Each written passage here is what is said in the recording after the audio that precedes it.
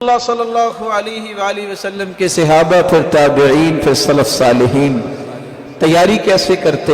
آپ کو پہلا کام یہ کرنا چاہیے کہ ہر روز اپنے آپ کو ایکٹیو کرنے کے لیے رات شروع ہوتے وقت ہی غسل کر لیں۔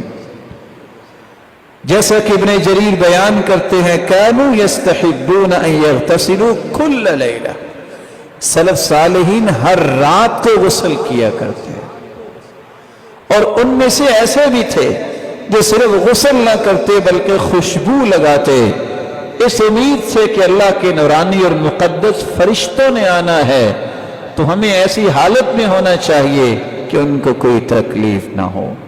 اس لیے زر بن حبیش وہ خصوصاً اس بات کا اہتمام کیا کرتے۔ انس بن مالک رضی اللہ تعالی عنہ جب 24ویں رات ہوتی تو غسل کر کے خوشبو لگاتے اور خوبصورت لباس پہنتے، اور پھر اگلے دن ان کو لپیٹ کے رکھ دیتے کہ آئندہ سال ان کو پہننا ہے۔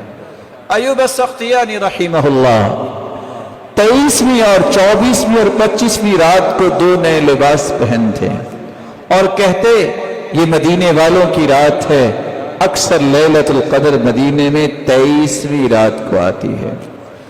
حماد بن سلمہ بیان کرتے ہیں ثابت البنانی جو سیدنا انس رضی اللہ تعالی عنہ کے شاگرد ہیں، وہ سب سے اچھا لباس اس رات کی تلاش میں پہنتے اور مسجد کو خوشبو لگاتے، اور اس بات کی امید میں اللہ کے سامنے کبھی دعا میں لگ جاتے، کبھی نوافل شروع کر دیتے، کبھی ذکر میں لگ جاتے کہ آج کی رات وہ رات ہے جو میری پوری زندگی کو پر رونق بنا سکتی ہے۔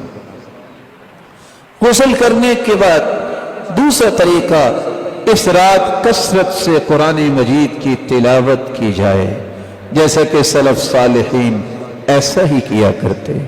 اور تیسرا کام، اس رات کو کثرت سے دعا کی جائے، اس لیے سفیان ثوری کہا کرتے تھے الدعاء فی تلک اللیلہ احب الی من الصلاۃ، کہ اس رات کثرت سے دعا کرنا کثرت نوافل سے مجھے زیادہ اچھا لگتا ہے۔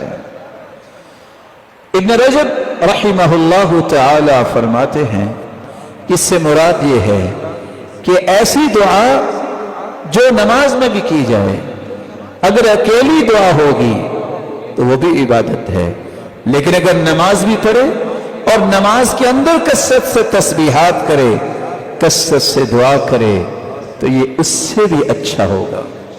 چوتھا کام، اس رات کے اندر جو قرآن، جو نماز پڑھے غور کر کے پڑھے۔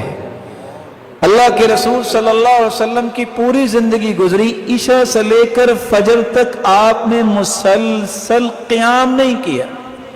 کچھ لوگوں کا یہ ذہن ہوتا ہے کہ شاید عشاء سے لے کے میں کھڑا ہو جاؤں اور ٹھونگے مار مار کے ساری رات گزار دوں کہ آج میں نے 100 نوافل پڑھے ہیں۔ سید المرسلین نے یہ کام نہیں کیا۔